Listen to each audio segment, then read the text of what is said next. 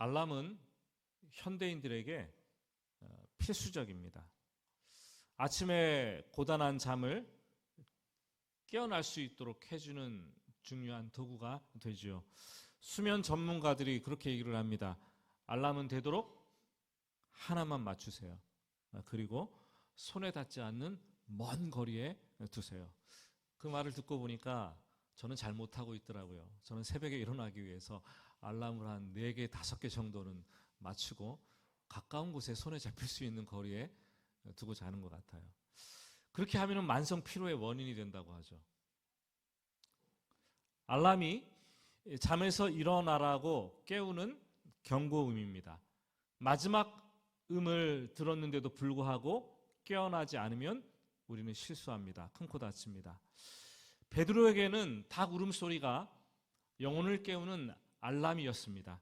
예수님을 배신했던 베드로가 닭 울음소리를 듣고 통곡하고 회개한 것을 안 사람들은 베드로가 지나갈 때마다 그에게 알람을 해줬어요. 뭐라고요? 꼬끼요, 꼬끼요. 네. 그 닭 울음소리를 들을 때마다 베드로는 예리한 칼로 자신의 심장을 후벼 파는 것 같은 아픔을 느끼고 눈물이 맺혀서 자신을 돌아보고 다시 심기일전했다고 합니다. 그래서 지금도 유럽 교회들 가보면 종탑에 십자가 대신 이렇게 수탉, 닭 모양의 그림이 그 상이 붙어 있는 것을 보게 됩니다. 베드로처럼 잘못된 길을 가더라도 그것을 보고 돌이켜 회개하고 돌아오라는 알람, 경고의 사인을 우리에게 주고 있는 거죠. 저는 오늘 말씀이 우리 시대에 세속주의에 물든 교회와 깊은 잠을 자고 있는 그리스도인들을 깨우는 알람이라고 생각이 됩니다. 바울 사도는 오늘 본문에서 하나님께서 약한 것들을 택하사 강한 것들을 부끄럽게 하셨다. 아무 육체도 하나님 앞에서 자랑할 것이 없다. 이렇게 말을 하죠. 그런데 세상에서 사는 우리들은 너무나 강해지려고 해요. 남보다 약해지는 거 못 견디잖아요. 강해지려고 해요. 우리는 너무 많은 것들을 드러내놓고 자랑하려고 해요. 세상에서뿐만 아니라 교회에서도 우리는 그렇게 합니다. 오늘 어린이 주일이죠. 어린이 주일에 하나님은 어린아이들처럼 약한 자를 부르셨다라고 얘기를 합니다. 하나님의 부르심은 참 독특합니다. 독특한 부르심을 받고 우리는 불림을 받은 사람들, 구원받은 사람들입니다. 다시 한번 이 말씀에 주목하면서 우리의 영혼을 깨우는, 교회를 깨우는 알람이 될 수 있기를 예수님의 이름으로 축복합니다. 고린도 전서 말씀이죠. 고린도 교회는 이 바울 사도의 복음 전도로 고린도에 세워진 교회입니다. 그 교회에 바울이 편지를 썼어요. 그래서 고린도 전서입니다. 이 고린도는 뿔이라는 뜻입니다. 그래서 저도 어제 지도를 다시 한번 봤는데 지도가 이렇게 사슴뿔처럼 이렇게 있어요. 그리스 본토 밑에가 펠로폰네소스 반도인데 그 위아래로 고린도가 이렇게 뿔 모양으로 연결되고 있고 또 로마 제국으로 통하는 레기온 항구와 소아시아로 들어가는 이 갱그리아 항구를 연결하는 교통의 그 요충지, 아주 골목에 있는 국제 무역의 도시가 바로 고린도였습니다. 자연히 사람들이 많이 몰려들었겠죠. 그리고 사람들이 몰려드니까 부가 축적이 되기 시작합니다. 고린도는 사람들이 많이 모여들었고 부가 쌓이기 시작하니까 영적 현상들이 일어나기 시작하는데 타락한 도시가 되기 시작합니다. 음란한 도시가 되고 말았습니다. 그 도시에 빈부의 격차가 얼마나 컸던지 65만 명이 사는데 그 중에 40만 명이 노예였어요. 특별히 그 신전에는 1000명의 여사제들, 매춘부들이 있어서 도시 전체를 타락하게 만드는 주범이 되었습니다. 여러분, 돈이 가는 곳에 사람이 모여들고 사람과 돈이 같이 부유해지는 곳에 부패와 타락이 있게 됩니다. 그래서 우리가 여러분 돈 벌려고 일부러 부유한 도시를 찾아다닐 필요는 없어요. 거기에서 경건 생활하고 거룩하게 신앙생활 한다는 것은 점점 더 어려워진다는 것을 뜻한다는 거죠. 부유한 도시였지만 매춘, 타락, 음행, 그리고 가난, 어둠의 도시가 바로 고린도였습니다. 그런데 고린도에 바울이 1년 6개월을 머물면서 복음을 전했고 그 도시에 교회가 세워졌어요. 고린도 사람들이 그 교회 안으로 들어오기 시작을 했습니다. 그런데 바울이 고린도를 떠난 이후에 교회는 도시에 거룩한 영향력을 주는 것이 아니라 오히려 그 도시의 거센 세속화의 물결에 완전히 잠식되기 시작했습니다. 심지어 교회가 세상에 떠내려갈 정도가 되었습니다. 이 바울이 듣습니다. 고린도 교회에 문제가 있어. 소식이 들리는 거죠. 들어보니까 성도들끼리 서로 다툰다는 거예요. 성도들끼리 서로 이렇게 파벌과 분쟁을 나누었다라는 거죠. 영적 문제에 또 혼란이 있다라는 거예요. 바울은 눈물로 편지를 쓰지 않을 수 없었습니다. 고린도전서 1장을 보면은 분파와 파벌, 나눠져서 싸우고 다투는 문제가 기록되어 있는데 여러분 교회가 왜 나누어지고 싸운다고 생각을 하십니까? 우리 교회가 그렇다는 거 아니에요. 처음부터 교회들이 그랬나요? 그렇지 않습니다. 교회는 하나님의 지혜로 운영되어야 되는 곳이고 교회는 하나님의 거룩함이 그 교회를 감싸 안고 있어야 되는데 그 교회에 세상의 지혜가 들어왔기 때문이죠. 거룩함이 깨어지고 세속화가 교회에 진행되고 있기 때문이죠. 그래서 세상과 별로 다를 바가 없어졌기 때문에 그런 일들이 일어나는 것입니다. 예전에 저희 교회에 와서 그 주일에 말씀을 전해주시고 세미나를 했던 우리 권수영 연세대학교 상담학 교수님이 그런 얘기를 했었어요. 미국에서 분만을 하려고 출산하려고 분만실에 아내와 함께 들어갔어요. 그런데 아내가 부탁을 하더라는 거죠. 내 손을 좀 두려우니까 꼭 잡아달라. 곧 진통이 시작됐습니다. 그리고 남편과 아내가 손을 꽉 마주 잡았어요. 그런데 이상하게도 시간이 지나면서 그 손이 점점 저려오더라는 거죠. 왜 저려왔을까요? 가만 보니까 결혼 반지를 낀 손이 아내에게 잡혔는데 아내의 진통이 심해지면 심해질수록 아내가 죽을 힘을 다해서 손을 잡는데 도저히 참을 수가 없어가지고 손을 빼고 싶었다는 거죠. 그래서 손을 이렇게 살짝 빼는데 아내가 하는 말이 진통하면서 빼지 마, 빼지 마 부탁을 하는 거예요. 그래서 손을 못 뺐는데 아내의 진통에 비례해서 자기의 고통이 점점 심해지고 아파오더라는 거죠. 그리고 최고점을 찍으면서 온몸이 마비가 되는 것 같이 느껴지고 그래서 아! 라고 소리를 질렀다는 거예요. 결국 그렇게 첫 딸을 순산했습니다. 그때 옆에 있던 그 수간호사가 그 모습을 보면서 눈물을 막 글썽거리고 그렇게 말을 했다는 거죠. 20년 동안 내가 분만을 지켜봤지만 당신처럼 아내의 고통을 함께 나누는 그런 남편은 보지 못했습니다. 아내의 고통을 어떻게 그렇게 똑같이 아파하며 느낄 수가 있습니까? 당신은 최고의 남편입니다. 이러더라고요. 여러분 제가 이 얘기를 왜 했습니까?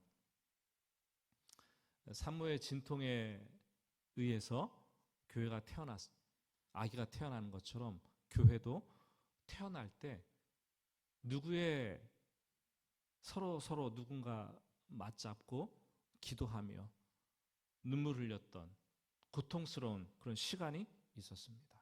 어느 교회든지 다 그럴 거예요. 해오름 교회도 그런 산통을 겪고 태어났습니다. 하나님 말씀하십니다.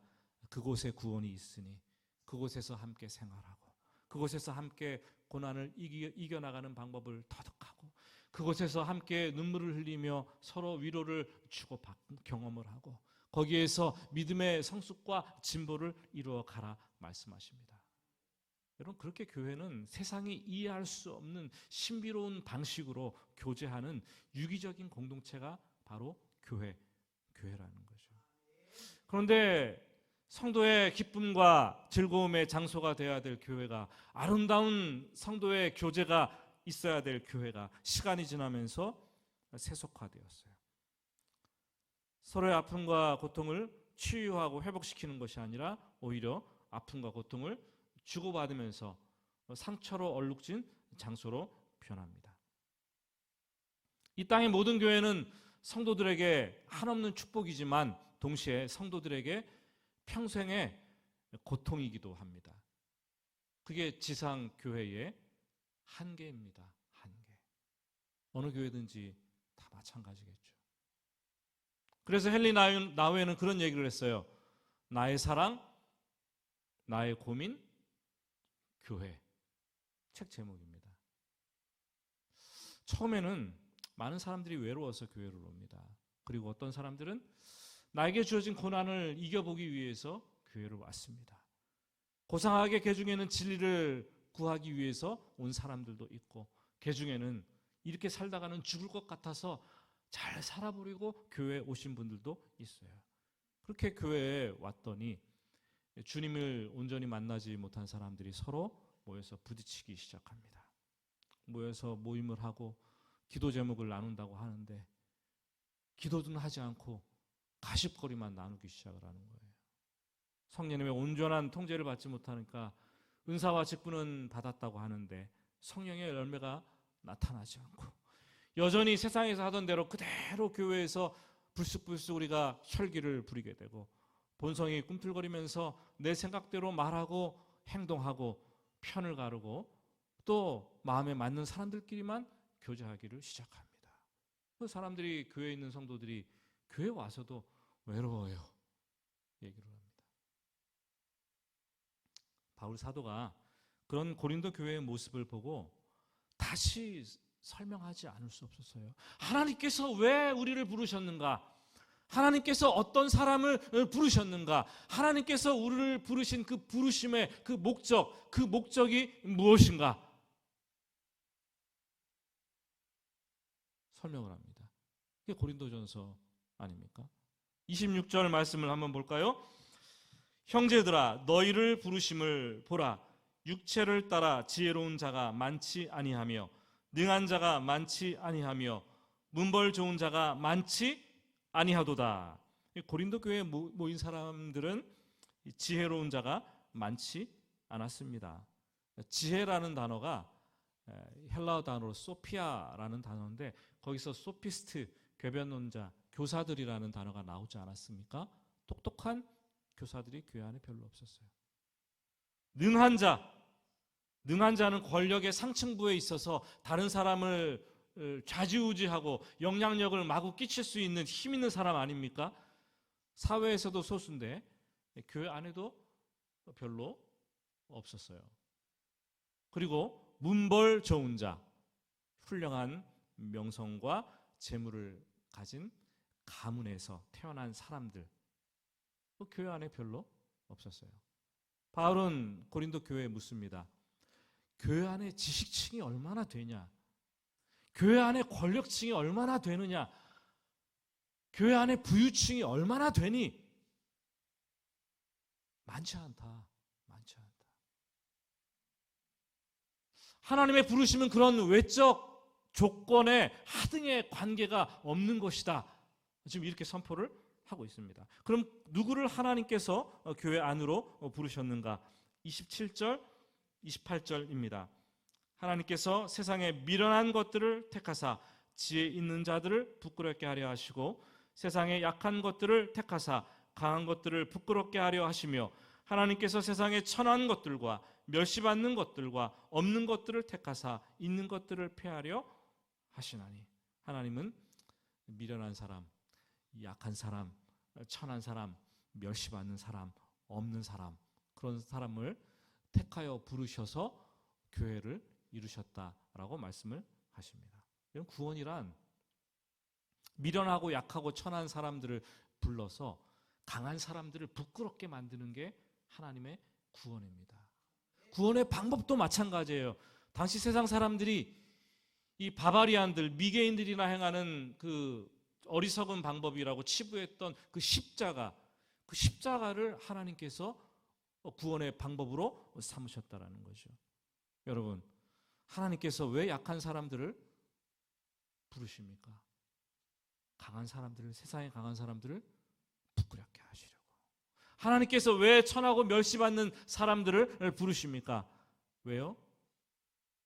사람들의 교만함을 꺾으시려고.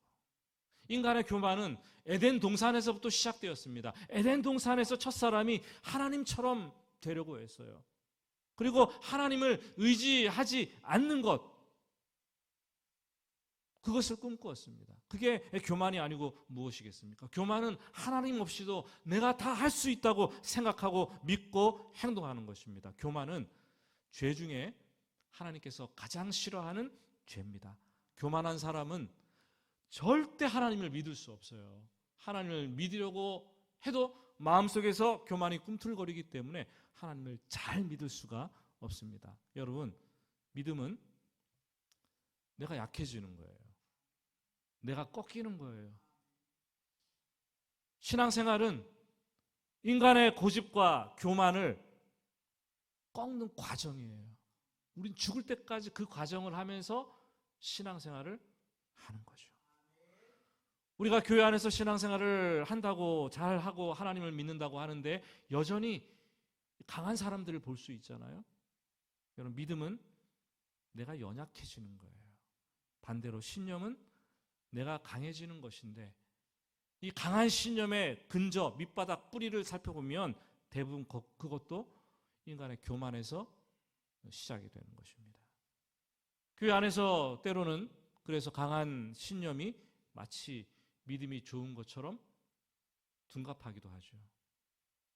또 겉으로는 사람들이 화도 잘 내지 않고 조신하게 말하고 나이스하게 보이는데 속으로는 조금이라도 영적 교만한 태도를 견지하고 있는 사람들도 있어요. 그럼 믿음의 성숙과 진보가 일어나지 않아요. 하나님 앞에서, 말씀 앞에서, 사람들 앞에서 내가 한번 꺾이는 경험을 하고 또 꺾이고 교만을 내려놓고 나는 연약합니다. 나는 부족합니다. 나는 아무것도 아닙니다. 그런 경험을 할 수 있어야지 그때부터 제대로 된 신앙생활을 시작하게 된다는 거죠. 교회는 나의 연약함을 그대로 다 보여줄 수 있는 곳이어야 됩니다. 내가 연약함을 느낄 때 하나님의 강함과 하나님의 그 성분이 내 마음속에 점점 차오르는 것이 아니겠습니까? 그것이 온전한 신앙생활로 가는 길입니다. 이 교회 안에 하나님을 잘 믿어보겠다고, 성도의 아름다움을 교제를 나눠보겠다고 교회에 모였는데 왜 다툼과 분쟁과 그 분쟁이 일어나고 상처와 아픔을 받는 것일까요? 왜일까요? 나의 강함을 드러내기 때문이에요. 내가 똑똑한 채 하려고 하기 때문이에요. 내가 가진 것을 자랑하기 때문이에요. 자랑하는 것도 여러분, 없는 사람들, 힘든 사람들에게도 상처가 되는 거예요. 교회 안에 자꾸 드러내는 거죠, 자신을. 세상 사람들이 하는 것처럼 똑같이 하는 거예요. 야, 뭐로 봐도 내가 너보다는 한 숲이지. 겉으로는 잘 지내는 척하면서 그런 생각을 가지고, 교만한 생각을 가지고 있기 때문입니다. 그러면 어떻게 성도의 교제가 일어나고 치유와 회복이 되고 교회가 평안을 유지하도록 할 수 있겠습니까? 불가능한 거죠. 바울은 예수 믿고 난 이후에 자기 육체의 모든 자랑거리를 배설물로 여긴다고 고백을 했습니다. 세상의 자랑, 육체의 자랑 다 버리니까 그 다음에 나오는 고백이 나는 약합니다. 나는 별 볼 일 없는 사람입니다. 나는 아무것도 아닙니다. 이렇게 고백할 수밖에 없게 되는 거죠. 그래야 성령님께서 그 사람을 통해서 마음껏 역사하시고 일을 하게 되는데, 우리는 약한 사람들이에요. 우리는 약한 사람들. 약해야 되는 사람들이에요.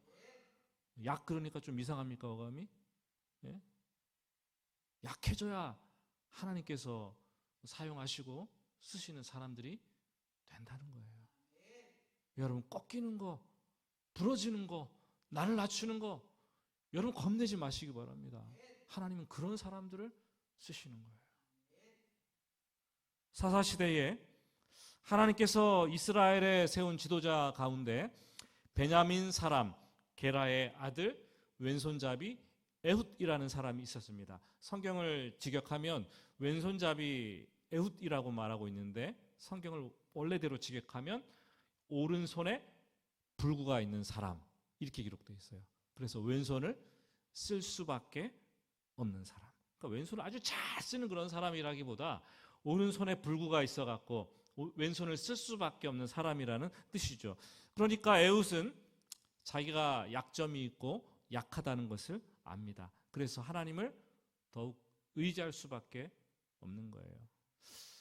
모압 왕 에글론에게 아무도 접근할 수 없는데 자기의 약점을 이용해서 오른손에 불구가 있는데 저 사람이 뭘 왕을 만나면 뭘 하겠나 공물을 가지고 갑니다.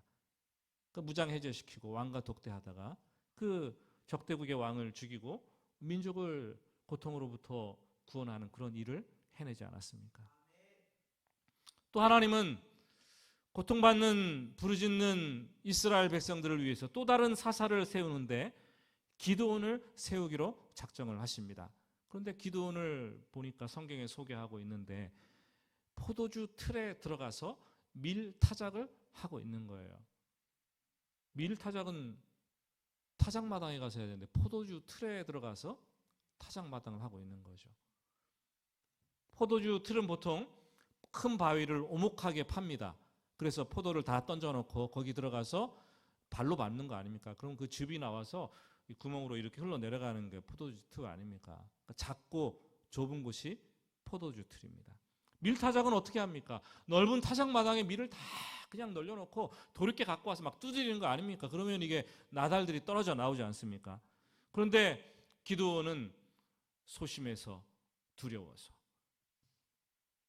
타작하다가 걸리면 다 뺏기고 곤욕을 치를까 봐 포도주 틀에 쑥 들어가서 숨어서 허리를 웅크리고 밀을 털고 있는 거예요. 이 짠한 모습, 이 소심한 모습, 이 연약한 모습, 이 비굴한 모습, 이 찌질한 모습, 대장부의 모습과는 전혀 차원이 다른 이 약한 모습. 그런데 하나님은 그 기드온을 부르시는 거죠. 부르시면서 말씀하십니다. 큰 용사여, 큰 용사여. 인간의 눈으로 보기에는 한없이 약한 사람인데 하나님은 그 사람을 보고 큰 용사여 불러주시면서 그 사람을 부르셔서 하나님의 도구로 삼는다는 거죠. 또 부르시는데 의심이 많아가지고 이것저것 다 시험해보고 하나님 제가 어떻게 그라 근데 그 사람을 하나님 기억하고 또 쓰신다는 거예요. 사랑하는 여러분, 세상은 능력을 중시하고 탁월하고 우월한 사람을 찾아내서 그 사람을 쓰려고 하지만 하나님은 한없이 부족한 사람, 한없이 연약한 사람, 자신이 별 볼 일 없다고 생각하는 사람, 그래서 하나님만 의지할 수밖에 없다고 믿는 그 사람을 찾아내십니다. 그리고 그 사람을 쓰십니다. 왜냐하면 하나님께서 맡기신 일이 다 맞춰졌을 때 연약한 사람은 오직 하나님께서 다 하셨습니다. 이런 고백을 할 수밖에 없는 사람이기 때문에 정말 세상에서 똑똑하고 잘나고 능력 있고 권세 있고 탁월하고 우월한 그 사람을 하나님께 쓰신다고 생각해 봐서요. 그러면 그 사람이 다 하고 나서 이야, 사람들이 생각하기를 저 사람은 잘하는 사람이야. 하나님이 칭찬받겠습니까? 그 사람이 칭찬받겠습니까? 누가 영광을 받겠습니까? 하나님께서 우리를 구원하신 이유도, 하나님께서 우리를 사용하시는 이유도 다른 거 없습니다. 하나님께서 찬양을 받기 위함이라는 거죠. 하나님께서 우리를 직분자로 세우신 것도 하나님께서 찬양을 받기 위하심이고, 하나님께서 우리 구원받은 사람들을 교회 안에 두시는 이유도 육체의 자랑을 하기 위한 것이 아니라 그 교만을 다 꺾어버리고 오직 하나님만을 자랑하고 주 안에서 하나님께 찬송과 영광이 되게 하기 위해서 우리를 부르셨다는 거예요. 그래서 오늘 고린도전서 1장 31절 말씀에서는 바울이 그런 고백을 합니다. 부득불 자랑할진대 나의 약한 것을 자랑하리라. 자랑하는 자는 주 안에서 자랑할 것이니라. 주 안에서 자랑한다는 것은요, 나를 주 안에서 자랑하는 게 아니라 주님을 자랑한다는 거예요. 여러분, 오늘은 어린이 주일입니다. 예수님께서는 어린아이들을 불러서 가까이 오게 하셨고, 그 어린아이들을 사람들 틈바구니에 한가운데 세우셨어요. 그러니까 어린아이 하나를 불러서 지금 같으면 여기 앞에 한가운데 여기 현장에 세워놓는 거죠. 그리고 말씀을 하십니다. 너희가 어린아이 같아야 하나님 나라에 들어갈 것이다. 하나님 나라는 이런 자의 것이니라. 무슨 말씀입니까? 어린아이가 되어야지 천국에 들어가는 것이 아니라 어린아이처럼 그런 마음을 가지고 있어야지, 그런 상태여야지 너희가 천국에 들어간다라는 거죠. 어린아이는 연약합니다. 어린아이는 부족합니다. 어린아이는 그래서 잘 믿고 잘 유괴도 되고 잘 넘어갑니다. 잘못된 길로 잘 빠집니다. 하지만 어린아이의 순수함, 어린아이의 의심하지 않고 받아들이는 그 믿음, 그런 믿음이 있어야지 하나님 나라로 들어간다는 거죠. 내가 연약하다고 인정하는 것, 드러내는 것 결코 부끄러운 일 아닙니다. 하나님께서는 그 사람을 사랑하시고 하나님 강함을 그 사람에게 부어주시는 거예요. 나이가 들어도 정말 자기가 연약하다고 어린아이처럼 고백할 수 있는 믿음의 순수한 사람, 신앙의 직분을 받고 연수가 오래돼도 자기가 연약하다고 어린아이처럼 고백하는 순수한 사람, 하나님께서 찾으시는 사람이죠. 그럼 프로와 아마추어가 무슨 차이가 있겠습니까? 프로는 전문가예요.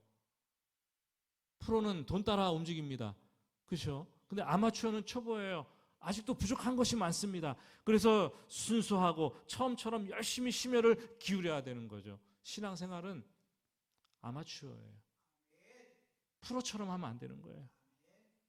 시간이 지나면 지날수록 점점 더 아마추어처럼 일을 못하라는 게 아니에요. 그 마음이 나는 부족합니다. 나는 연약합니다. 나는 할 수 없습니다. 그 마음을 잃지 않고 항상 어린아이처럼, 항상 초보자처럼, 항상 아마추어처럼 예수님을 처음 만났을 때 눈물을 흘리며 참회했던 그 순간, 예수님의 십자가에 감격해서 조건 없이 열정적으로 헌신적으로 하나님께 헌신했던 그 모습, 정말로 계산 없이 사랑하고 섬겨주었던, 순수했던 그때 그 모습, 변질되지 않아야 되는 거예요. 사랑하는 여러분, 오늘 어린이 주일에 우리 다시 한번 고백합시다. 더도 말고 어린아이처럼 신앙생활 합시다. 말씀했습니다. 오늘 예배를 드리면서 나 자신을 둘러봅시다. 고백이 나옵니까? 하나님, 작습니다. 저는 소심합니다. 저는 약합니다. 실수수성입니다. 부족합니다. 가진 것도 별로 없고 아는 것도 별로 없고 제가 할 수 있는 일도 별로 없는데 현재도 두렵고 미래도 두렵고 사람들이 보기에도 턱없이 부족한 사람입니다. 이렇게 느껴지시는 분이 계십니까? 오늘 어린이 주일에 어린 자녀를 두신 여러분들, 어린 자녀를 볼 때 어떻게 느껴지십니까? 역하다, 너무 약하다, 얘가 부족하다 느껴지십니까? 괜찮습니다. 아니, 다행입니다. 하나님이 연약한 사람을 부르십니다. 연약한 사람을 사용하십니다. 연약해도 하나님께서 함께 하시면, 겸손하시면 그 사람을 큰 용사로 불러주시면서 반석 같은 사람으로 삼으시고 일을 이루어 가시는 분이십니다. 하나님은 부르시고 부르신 대로 일을 맡기십니다. 하나님의 부르심은 아주 독특한 부르심입니다. 저와 여러분이 그 부르심을 받고 이 자리에 와 있습니다. 우리가 그 부르심에 합당하게 또 신앙생활하는 여러분, 또 여러분 가정 되시기를 예수님의 이름으로 축복합니다. 우리 같이 오늘 들은 말씀 가지고 잠시 기도하겠습니다.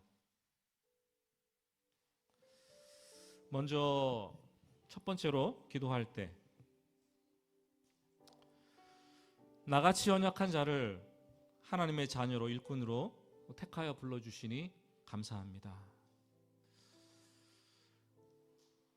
육체의 것을 자랑하지 아니하고 남들이 보지 않더라도 속으로도 조금이라도 교만하지 아니하고 시간이 흘러가면서 어린아이와 같이 그 순수함, 영혼의 순수함, 내면 세계의 아름다움을 잃지 않게 하시고 아직까지 내 안에 강함과 교만, 어떤 믿음을 뛰어넘는 신념이 자리 잡고 있다면 하나님 그런 거 꺾어버리고 남은 인생 하나님만 자랑하며 살 수 있도록 주님 도와주시옵소서. 우리 같이 작은 소리로 기도하겠습니다. 하나님 아버지, 간절히 원합니다. 오늘도 말씀을 들으면서 너의 약함을 자랑하라 말씀하시지 않았습니까? 나는 약한데 아무것도 할 수 없을 것 같은데 별 볼 일 없는데 그래서 주눅이 들었는데 하나님 아니군요. 하나님 나의 약함을 쓰시고 약한 자를 부르시고 강함을 주신다고 말씀하셨는데 우리가 담대하게 주님을 따라가게 하여 주시기를 간절히 원합니다.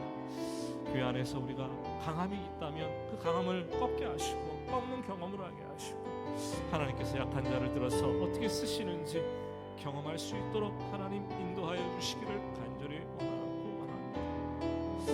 아버지 하나님, 우리 안에 아직도 교만하여져서 아버지 하나님 내가 할 수 있다고 생각하고 아버지 하나님을 멀리하는 그런 강함이 있다면 하나님 꺾기를 원합니다. 내려놓기를 원합니다.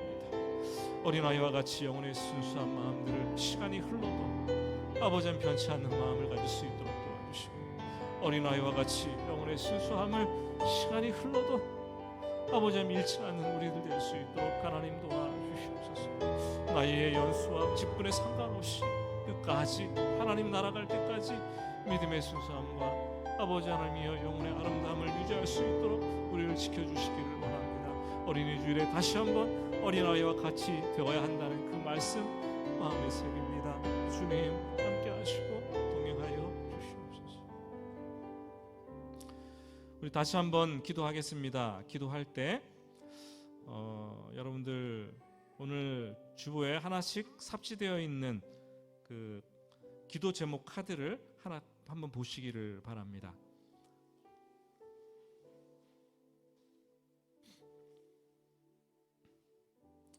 한번 보시면 해피 새싹, 해피 월드, 어린이들 이렇게 이름과 나이 그리고 부모님 이름이 조남이 기록되어 있고 그 밑에 그 아이의 기도 제목이 기록이 되어 있습니다.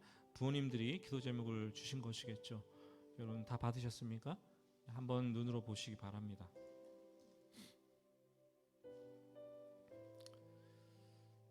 이 한 명의 어린아이를 마음에 품고 우리 교회가 어른들이 한 해 동안 달려가기를 원합니다. 여러분들 읽고 마음에 품고 이 카드는 성경책에 끼워놓고 수시로 보시고 중보기도자가 되어 주시기 바랍니다. 어린이 주일에 어린이들에게 주는 이것보다 더 큰 선물이 없을 것 같습니다. 그리고 이 시간 기도 카드를 보시고 기도해 주시고 또한 이 땅의 연약한 어린이들, 고통받고 있는 어린이들, 가난과 기아와 질병, 전쟁에 위협되고 노출되고 있는데 기성세대로부터 학대받고 무시당하고 멸시받는 어린이들, 상처를 안고 살아가는 아이들, 더 이상 웃지 못하는 아이들, 하나님 밝은 미래와 희망을 주소서 기도하시고 또 헤어론교회 어린아이들이 말씀 안에서 자라서 하나님의 사랑을 배우고 신실한 믿음의 아이로 자라갈 수 있도록 기도해 주시기 바랍니다. 우리 같이 다시 한번 기도하겠습니다. 하나님 아버지, 오늘 어린이 주일에 우리에게 맡겨주신 어린 영혼들을 위해서 기도합니다. 특별히 아버지는 한 명의 어린아이들을 우리에게 마음속에 품고 1년 동안 기도하라고 기도 제목을 나누어 주셨는데 아버지는 내가 기도하는 이 아이가 영원히 살아갈 수 있도록 도와주시고 잊지 않고 기도하면서 중보할 때에 그 어린아이의 심령이 시간이 가면서 단단하여지고 믿음의 사람으로 성숙할 수 있도록 하나님 도와주시기를 간절히 원합니다.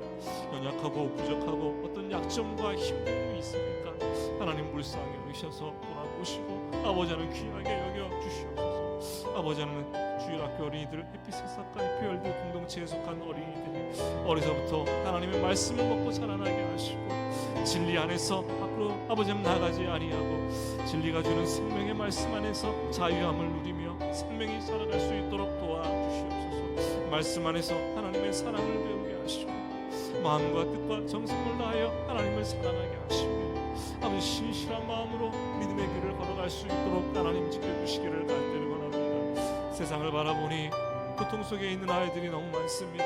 기아와 질병과 굶주림과 아픔과 고통의 문제로 위험에 노출되어 있는 영혼들, 어린아이들이 아니겠습니까?